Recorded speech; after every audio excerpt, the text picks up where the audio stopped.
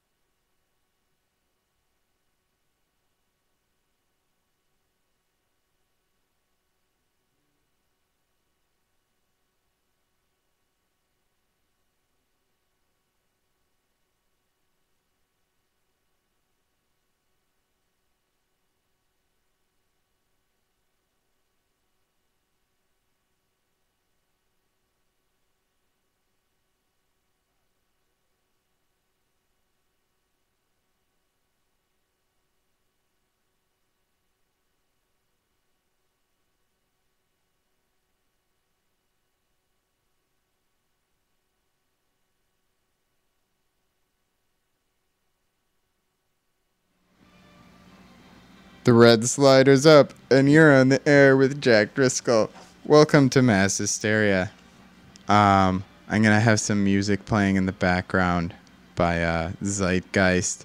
It's from Ectoplasm, a net label that releases all of their music under Creative Commons license, which is nice. And at the end of the show, I will have a song from Brad Sucks, who is awesome and also releases his stuff under a Creative Commons license. And that song is called Overreacting, and it's nice to listen to sometimes. Okay.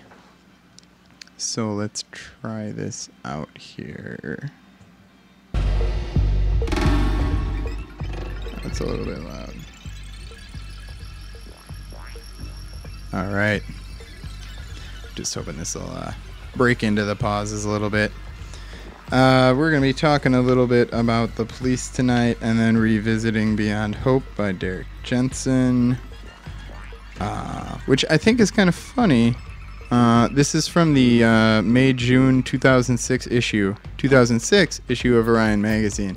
You might notice that's quite a bit of time before President Obama ran on his Hope platform, which is something that was done by a lot of the artwork for that was done by what's that guy's name? He had the Obey thing with Andre the Giant. Andre the Giant has a posse.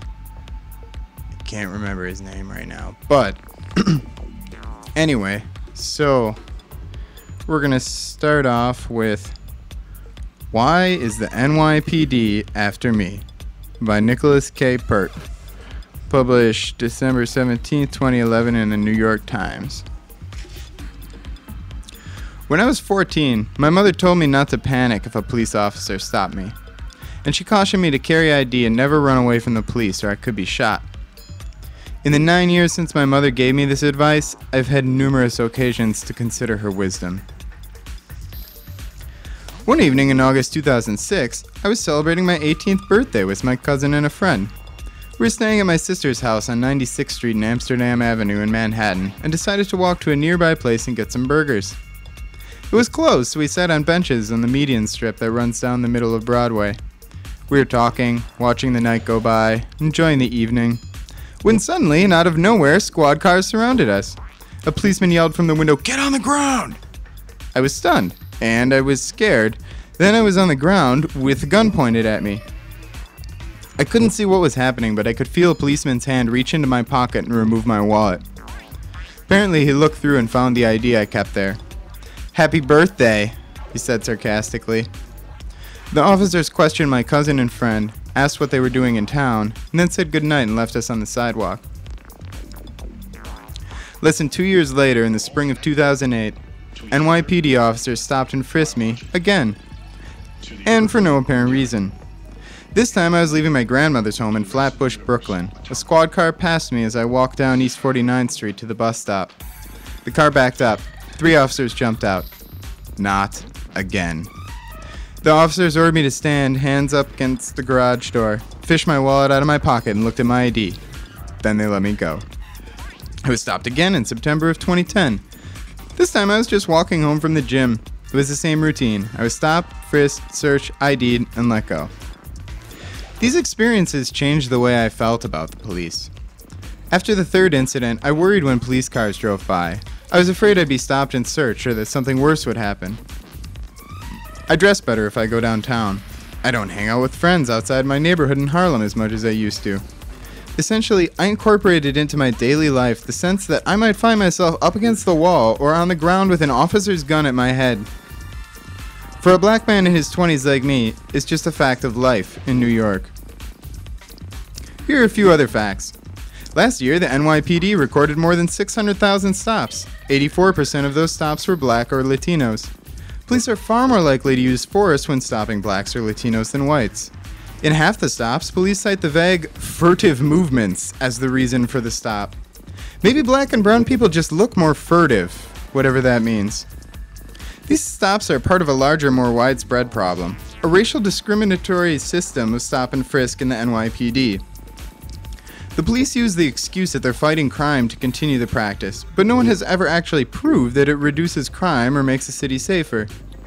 Those of us who live in the neighborhoods where stop and frisks are a basic fact of daily life don't feel safer as a result. We need change. When I was young, I thought the cops were cool. They had a respectable and honorable job to keep people safe and fight crime.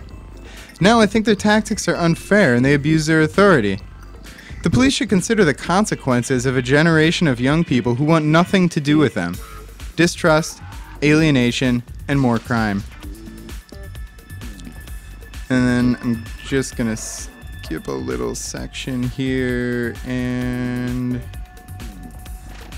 for young people in my neighborhood, oh wait, actually I'm gonna reread that. Last May I was outside my apartment building on my way to the store when two police officers jumped out of an unmarked car and told me to stop and put my hands up against the wall. I complied. Without my permission, they removed my cell phone from my hand, and one of the officers reached into my pockets and removed my wallet and keys. He looked through my wallet, then handcuffed me. The officers wanted to know if I'd just come out of a particular building.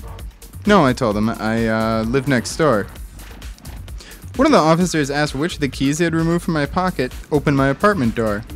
Then he entered my building and tried to get into my apartment with my key. My 18-year-old sister was inside with two of our younger siblings. Later, she told me she had no idea why the police were trying to get into our apartment and was terrified. She tried to call me, but because they had confiscated my phone, I couldn't answer.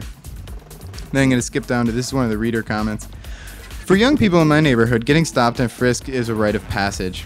We expect the police to jump on us at any moment.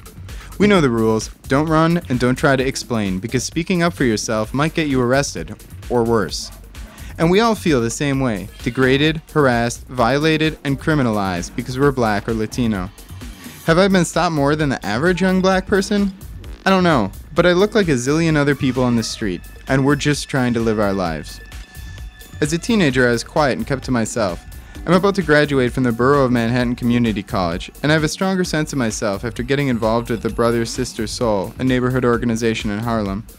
We educate young people about their rights when they're stopped by the police and how to stay safe in those interactions. I've talked to dozens of young people who have had experiences like mine, and I know firsthand how much it messes with you. Because of them, I'm doing what I can to help change things, and I'm acting as a witness in a lawsuit brought by the Center for Constitutional Rights to stop the police from racially profiling and harassing black and brown people in New York. It feels like an important thing to be part of a community of hundreds of thousands of people who are wrongfully stopped on their way to work, school, church, or shopping, and are patted down or worse by the police, though they carry no weapon and search for no reason other than the color of their skin. I hope police practices will change, and that when I have children, I won't need to pass along my mother's advice.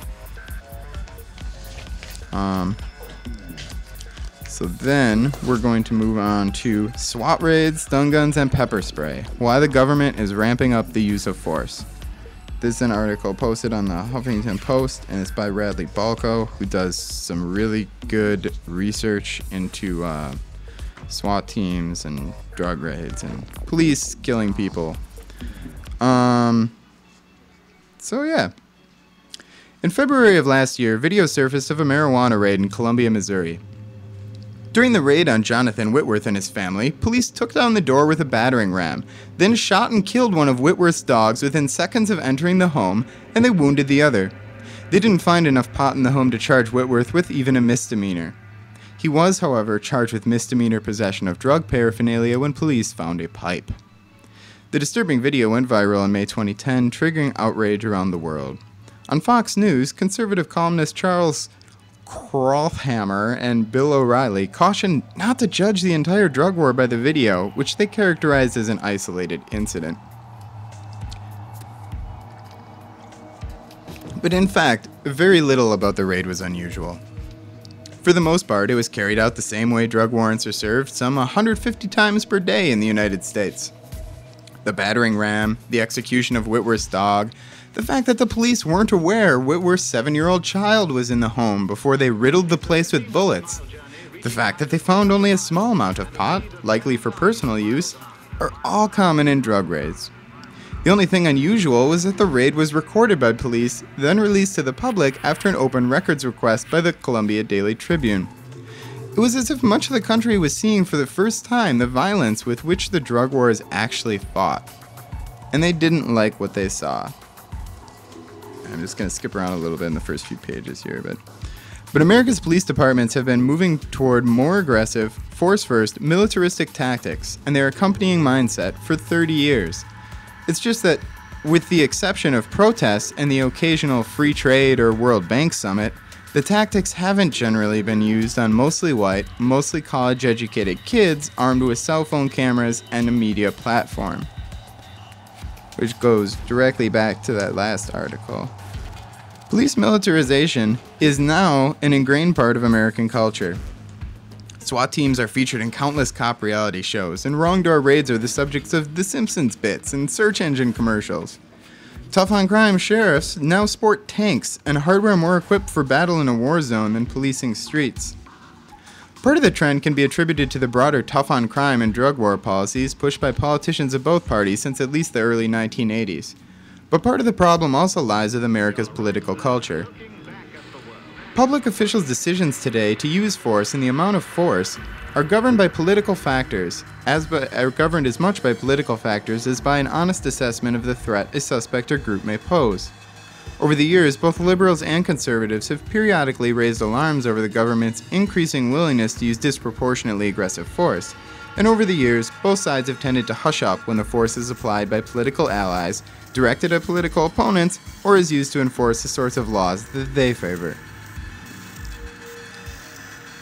A number of federal policies have driven the trend, including offering domestic police departments military training, allowing training with military organizations, using troops to cops programs, and offering surplus military equipment and weaponry to domestic police departments for free or at major discounts.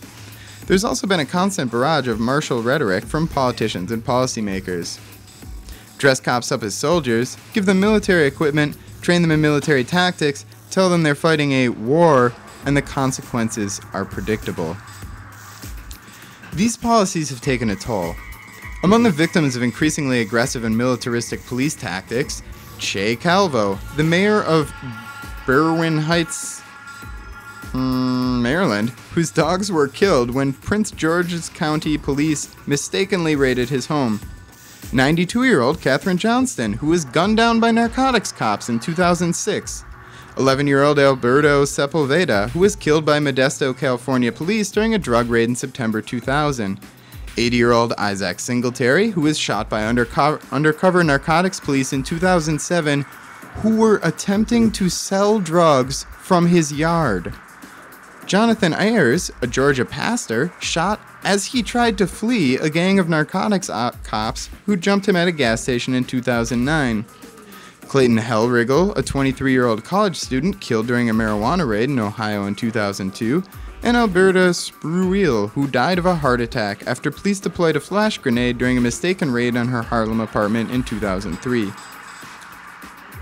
Most recently, voting rights activist Barbara Arnwine was raided by a SWAT team in Prince George's County, Maryland on November 21st. The police appear to have raided the wrong house. The drug war has been the primary policy driving the trend, but since 2001, the federal government has also used the threat of terror attacks to further militarize domestic law enforcement. This includes not only finding new sources of funding for armor, weapons, and gear, but also claiming new powers for the war on terror that are then inevitably used in more routine law enforcement. But paramilitary creep has also spread well beyond the drug war. In recent years, SWAT teams have been used to break up neighborhood poker games, including one at an American Legion Hall in Dallas. In 2006, Virginia optometrist Sal Colosi was killed when the Fairfax County Police Department sent a SWAT team to arrest him for gambling on football games. SWAT teams are also now used to arrest people suspected of downloading child pornography. Last year, an Austin, Texas SWAT team broke down a man's door because he was suspected of stealing koi fish from a botanical garden. SWAT teams are even sent to enforce regulatory law now. In Hartford, Connecticut, a SWAT team recently raided a bar on the premise of suspected underage drinking. The same happened at a fraternity in Washington State. Often, however, these inspections are merely a way for police to perform a full-on drug raid without the hassle of obtaining a search warrant. Tactical units in Orlando recently raided a series of black-owned barbershops under the premise of an occupational licensing inspection. Once inside, they then scoured the businesses, customers, and employees for illicit drugs, mostly coming up empty. There have been similar incidents at bars, with police departments sending SWAT teams on drug raids under the cover of regulatory alcohol inspection, and once again, getting around the need for a search warrant. The city of Atlanta recently agreed to a $1 million settlement with customers and employees of the Atlanta Eagle nightclub. The gay club is alleged to have been the site of open sex acts and drug sales, but the raid, in which customers were detained on the floor at gunpoint, was officially for a mere booze inspection. The police never bothered to get a warrant. In 2007, a federal SWAT team raided the studio of an Atlanta DJ suspected of violating copyright law. And in June, the Department of Education's Office of Inspector General sent its SWAT team into the home of Kenneth Wright in Stockton, California, rousing him and his 3 young daughters from their beds at gunpoint. Initial reports indicated the raid was because Wright's estranged wife had defaulted on her student loans. The Department of Education issued a press release stating that the investigation was related to embezzlement and fraud, though why embezzlement and fraud necessitate a SWAT team isn't clear, not to mention that the woman hadn't lived at the house that was raided for more than a year. Ignoring these details, however, still leaves open the question of why the Department of Education needs a SWAT team in the first place. The Department of the Interior also has one, as does the Consumer Product Safety Commission. Last August, gun-toting federal marshals raided the Gibson Guitar Factory in Nashville, Tennessee. The reason? The company is under investigation for importing wood that wasn't properly treated. In 2006, a group of Tibetan monks inadvertently overstayed their visas while touring the U.S. on a peace mission. Naturally, immigration officers sent a SWAT team to apprehend them. It hasn't always been this way. Yes, there's always been police brutality, and the civil rights era in particular produced a number of striking images of excessive force brought down upon peaceful protesters. But it has become routine to use force that is disproportionate to the laws the police are enforcing. Because it has happened gradually over the course of about 30 years, the public has become accustomed to it. There was a time when the level of force governments chose to use in response to a threat was commensurate with the severity of the threat. From the inception of the SWAT team in the late 1960s and throughout the 1970s, paramilitary police units were generally only deployed when someone posed an immediate and violent threat to others. Incidents like hostage situations, bank robberies, riots, or escaped fugitives. Today, SWAT teams are routinely deployed against people who pose little to no threat at all. It's hard to come up with a legitimate reason that the federal government needs to send heavily armed, heavily armored SWAT teams to raid medical marijuana clinics, for example. Whatever your position on the debate over whether federal or state law should govern pot dispensaries, the idea that their customers and employees pose a violent threat to federal agents is absurd. There's also little justification for sending SWAT teams to raid the offices of doctors accused of overprescribing prescription painkillers. co-ops accused of selling unpasteurized milk, or for immigration and customs enforcement to send paramilitary squads into businesses suspected of employing undocumented immigrants.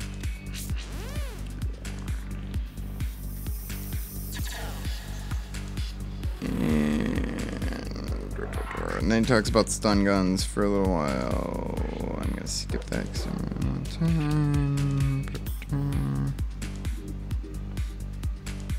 Alright, but the military mentality extends to more mundane police activities as well. In 2009, I wrote an article for the Daily Beast about the odd phenomenon of cops shooting dogs.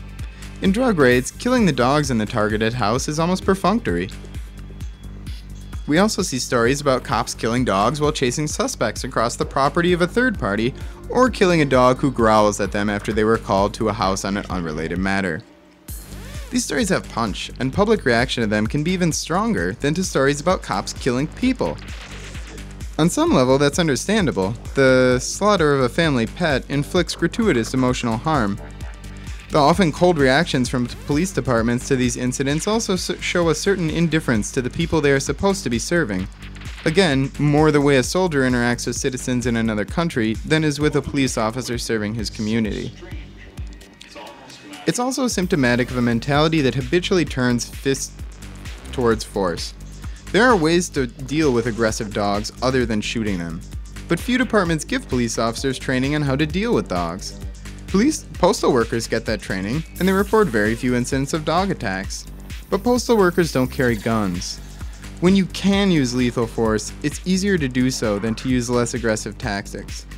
If you have little regard for the people against whom you'll be using that force, and when there are usually no consequences for using it, it isn't difficult for violence to become the first option instead of the last. The amount of force the government uses to uphold a given law is no longer determined by the threat to public safety posed by the suspect. Now, it appears to give an indication of how serious the government is about the law being enforced. The DEA sends SWAT teams barreling into the offices of doctors accused of overprescribing painkillers, not because the doctors pose any real threat of violence, but because prescription drug abuse is a hot issue right now. The Fed sends SWAT teams into marijuana dispensaries not because medicinal pot merchants are inherently dangerous people, but because officials believe the dispensaries are openly defying federal law. It is, to put it bluntly, a terror tactic. Sending a couple cops with a clipboard to hand out fines and shut down a dispensary doesn't convey a strong message. Sending a bunch of cops dressed like soldiers to point guns at dispensary owners and their customers certainly does. There's also little evidence that the people who consume child pornography pose much of a violent threat to police officers, yet the federal government now routinely sends SWAT teams to apprehend them. The amount of force, again, isn't dictated by the threat posed by the suspect, but by the disgust the government wants to register at the alleged crime. And while a good portion of the public probably won't lose much sleep over government violence dictated at suspected child pornographers, the suspected part is important. Last April, an FBI SWAT team in Buffalo, New York, staged a violent raid on men suspected of downloading child porn. They had the wrong guy. The man had an unsecured wireless connection, and a neighbor had used it to download the porn. But the lesson the federal officials drew from the case was not that perhaps it's unwise to send SWAT teams for such low-level offenses, or that perhaps law enforcement should be sure they have the right guy if they're going to conduct such raids. No, the lesson federal officials drew from the case was applicable to the rest of us. It's dangerous to have an unsecured wireless connection. If you're ever over by Snail's Crossing, feel free to connect to mine. Why fizzle? The amount of force government authorities use then is no longer based not on what sort of threat a suspect poses to the government or those around him, but on the political implications of the laws being enforced. It isn't difficult to see how we get from here to pepper spraying and beating peaceful protesters, particularly if the protesters are becoming a thorn in the side of politicians or are losing support from the public. Partisans haven't reacted well to these trends either. Last month, Jonathan Mederer, a reporter for the Nashville Scene Alt Weekly, was arrested while covering a police crackdown on Occupy protesters in Nashville. Meade's arrest was outrageous, even more so given that the crackdown itself was illegal. But a couple of weeks before his arrest, Meade himself wrote an article mocking concerns over the heavy-handedness of the federal raid on Gibson guitars. It's a tidy anecdote that goes a long way to explain how mass police militarization can happen with little objection.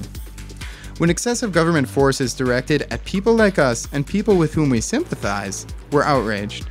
But point the guns at people with whom we have little in common or whose politics clash with our own, and the reaction is indifference or perhaps even a bit of satisfaction. In the 1990s, it was the right wing that was up in arms over police militarization. Recall the outrage over the riot on Waco, Ruby Ridge, and that striking photo from the Elian Gonzalez raid. The left largely remained silent. Right-wing radio hosts continued to rail against jackbooted thugs and federal stormtroopers, but all that died down once the Clinton administration left office. The militarization of federal law enforcement certainly didn't seem to stop, but the September 11th attacks and a friendly administration seemed to quell the conservatives' concerns. So long as law enforcement was targeting hippie protesters, drug offenders, and alleged terrorist sympathizers, they were the good guys, not the jackbooted thugs. In short but telling post at Pajamas Media in 2007, conservative commentator Michael Layden posted photos of a drug bust in Iran and wrote, "For me, the most revealing thing about them is that the police feel obliged to wear masks while conducting a drug bust in the capital. Tells you something about the relationship between people and the state. Of course, police in America often cover their faces when conducting drug raids. What's revealing is both that Layden thought that doing so was indicative of a police state and that he wasn't aware it was going on regularly here. Given the history, the reaction from some people on the right to the Occupy crackdowns has been predictable. After summarizing some of the more gleeful conservative commentary on the UC Davis incident, libertarian Steve Greenhut, editor of the investigative journalism site Cal Watchdog, then chides them. What's really disgusting is the natural instinct of so many conservatives to stick up for the police, Greenhut wrote. They don't like the Occupy protesters, so they willingly back brutality against them, without considering the possibility that conservatives at some point might be on the receiving end of this aggression. Shortly after Jared Loughner allegedly opened fire in the parking lot of a Tuscan grocery store last January, that's Tucson, yeah, we saw much hand-wringing about the threat of violence against the government. In fact, violence against government officials is actually pretty rare. But just 3 days before Loughner's rampage, police in Framingham, Massachusetts, raided the home of 68-year-old Oiry Stamps. Stamps wasn't the target of the drug raid. Police were after the son of Stamps' girlfriend, and actually apprehended him outside the home. They raided the house anyway. Stamps, who was unarmed and broke no laws, was shot and killed by a police officer. By my count, he's at least the 46th innocent person killed in a botched drug raid. Every politician in Washington condemned the Loughner shootings, and rightly so. But nearly every politician in Washington supports the laws and policies that led to the death of Oiry Stamps. Both left and right have spent a good part of the last couple decades trying to tie their political opponents to fringe movements that advocate or have engaged in violence. There are, of course, exceptions on both sides. Certainly, there are crazy people out there who pose a violent threat, both to others and to the government. But we all recognize them as crazy. Whether it be the dramatic rise in the number of SWAT raids and SWAT teams, the ubiquitous use of stun guns, harsh crackdowns on peaceful protesters, or just the increasingly militaristic mindset of law enforcement on the whole, government violence against its citizens is much more troubling than the violence of a small number of citizens, because government actions carry an air of legitimacy.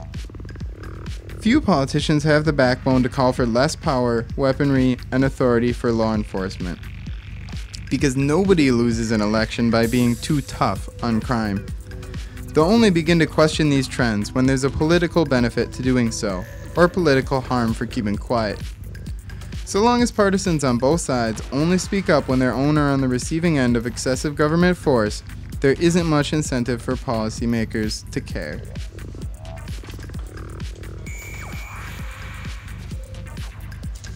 And I would hope that we could all care about mistreatment for any other people in the world, not just people we happen to be friends with or know. And okay, I think I can get through this. Beyond Hope by Derek Jensen.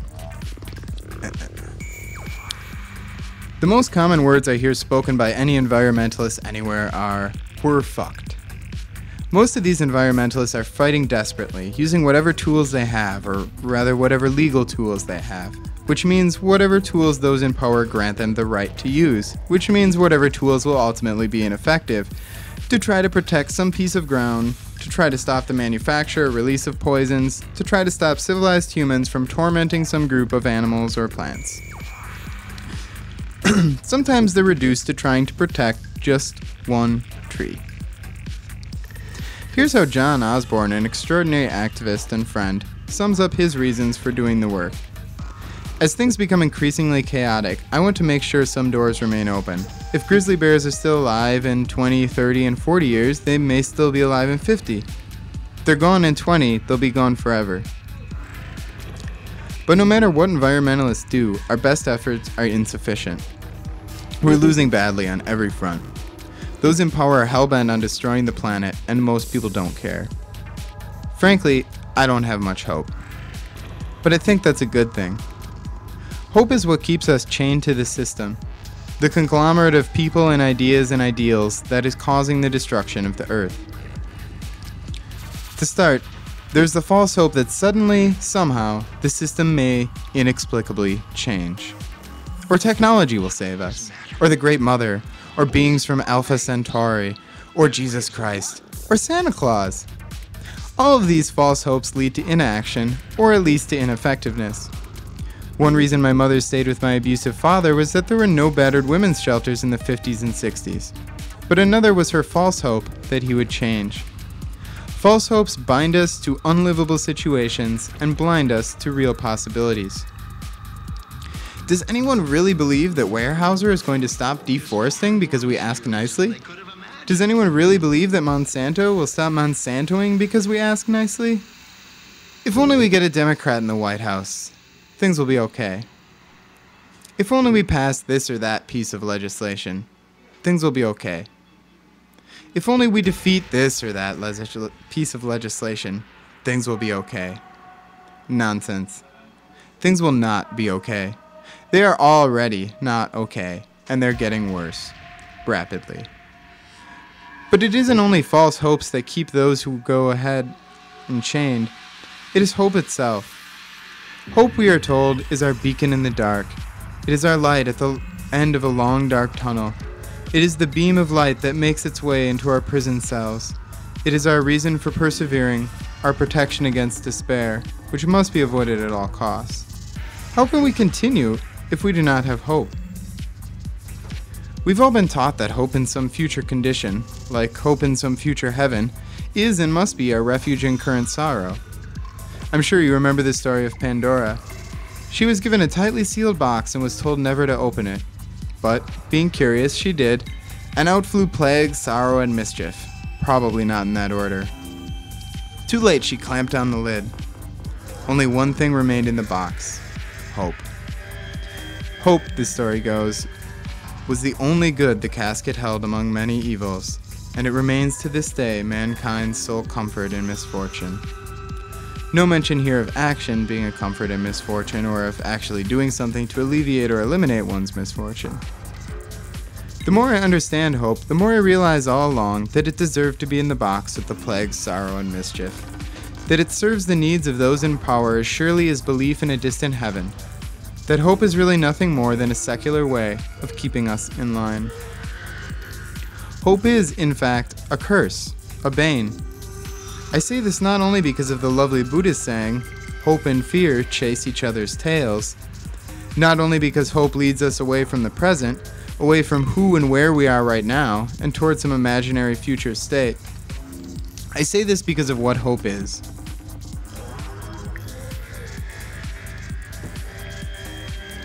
More or less, all of us yammer on more or less endlessly about hope.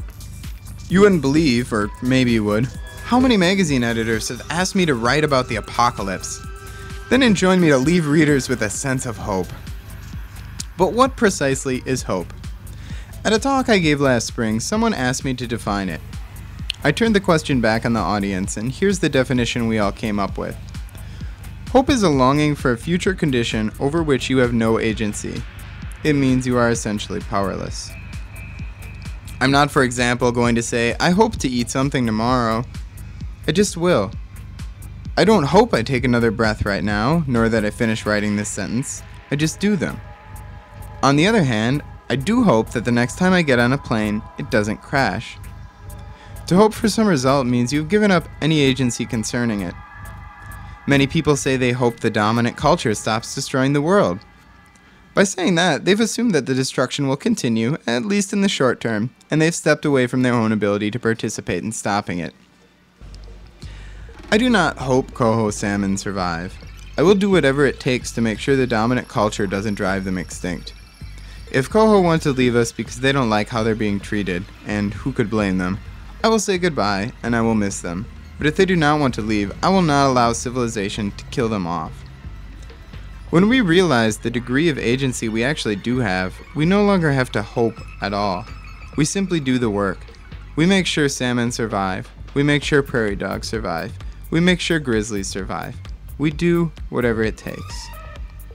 When we stop hoping for external assistance, when we stop hoping that the awful situation we're in will somehow resolve itself, when we stop hoping the situation will somehow not get worse, then we are finally free, truly free, to honestly start working to resolve it.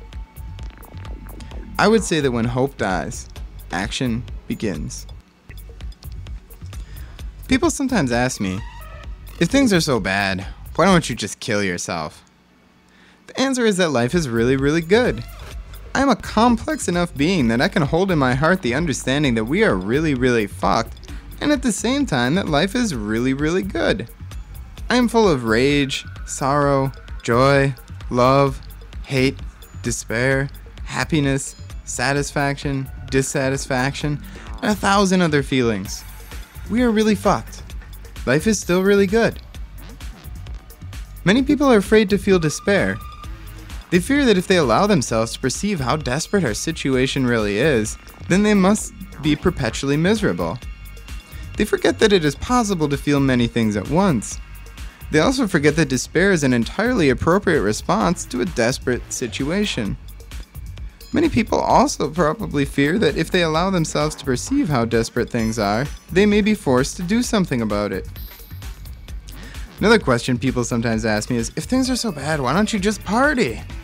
Well, the first answer is that I don't really like to party. The second is that I'm already having a great deal of fun. I love my life. I love life. This is true for most activists I know. We're doing what we love, fighting for what and whom we love. I have no patience for those who use our desperate situation as an excuse for inaction. I've learned that if you deprive most of these people of that particular excuse, they just find another, then another, then another. The use of this excuse to justify inaction, the use of any excuse to justify inaction, reveals nothing more nor less than an incapacity to love. At one of my recent talks, someone stood up during the Q&A and announced the only reason people ever become activists is to feel better about themselves. Effectiveness really doesn't matter, he said, and it's egotistical to think that it does.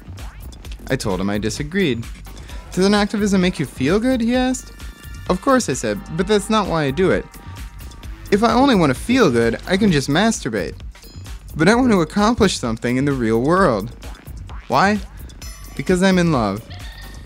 With salmon, with trees outside my window, with baby lampreys living in sandy stream bottoms, with slender salamanders crawling through the duff. And if you love, you act to defend your beloved. Of course results matter to you, but they don't determine whether or not you make the effort. You don't simply hope your beloved survives and thrives. You do what it takes. If my love doesn't cause me to protect those I love, it's not love. A wonderful thing happens when you give up on hope, which is that you realize you never needed it in the first place. You realize that giving up on hope didn't kill you, it didn't even make you less effective. In fact, it made you more effective because you ceased relying on someone or something else to solve your problems. You ceased hoping your problems would somehow get solved through the magical assistance of God, the Great Mother, the Sierra Club, valiant tree sitters, brave salmon, or even the earth itself. And you just began doing whatever it takes to solve these problems yourself. When you give up on hope, something even better happens than it not killing you, which is that in some sense, it does kill you. You die. And there's a wonderful thing about being dead, which is that they, those in power, cannot really touch you anymore. Not through promises, not through threats, not through violence itself. Once you're dead in this way, you can still sing, you can still dance, you can still make love, you can still fight like hell, and you can still live, because you are still alive. More alive, in fact, than ever before.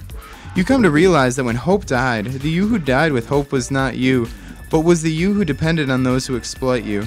The you who believed that those who exploit you will somehow stop on their own. The you who believed in the mythologies propagated by those who exploit you in order to facilitate that exploitation. The socially constructed you died. The civilized you died. The manufactured, fabricated, stamped, molded you died. The victim died.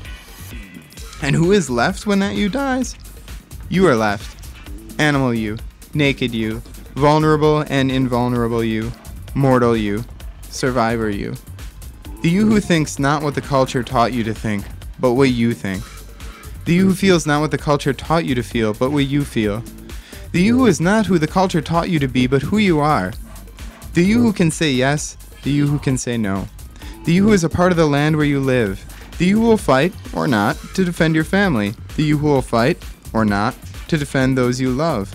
The you who will fight, or not, to defend the land upon which your life and the lives of those you love depends. The you whose morality is not based on what you have been taught by the culture that is killing the planet, killing you, but on your own animal feelings of love and connection to your family, your friends, your land base. Not to your family as self-identified civilized beings, but as animals who require a land base. Animals who are being killed by chemicals. Animals who have been formed and deformed to fit the needs of culture. When you give up on hope, when you are dead in this way, and by being so are really alive, then you make yourself no longer vulnerable to the co-option of rationality and fears that the Nazis inflicted on Jews and others, that abusers like my father inflict on their victims, that the dominant social culture inflicts on all of us. Or is it rather the case that these exploiters frame physical, social, and emotional circumstances such that victims perceive themselves as having no choice but to inflict this co-option on themselves? But when you give up on hope, this exploiter-victim relationship is broken. You become like the Jews who participated in the Warsaw Ghetto Uprising. When you give up on hope, you turn away from fear. And when you quit relying on hope, and instead begin to protect the people, things, and places you love, you become very dangerous indeed to those in power. In case you're wondering, that's a very good thing. Alright. And I thought that kind of tied it together nicely because it's also about, like a lot of things in culture, they don't always affect us directly, but it's kind of, having that stuff go on around you all the time is, it does affect you directly. And you need to work for everybody to have better lives. Even animals and plants and bacteria and stuff. And I should have time to play this last song, just in case that was depressing or anything. This is always a good one. This is by Brad Sucks, and I listen to this when I'm feeling down sometimes.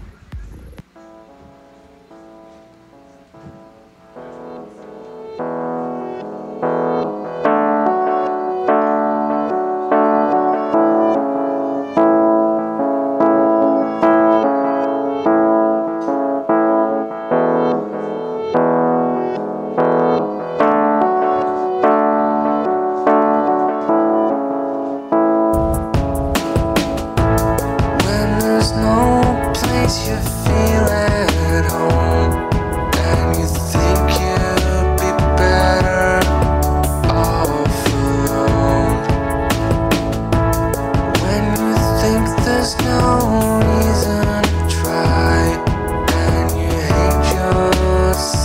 man.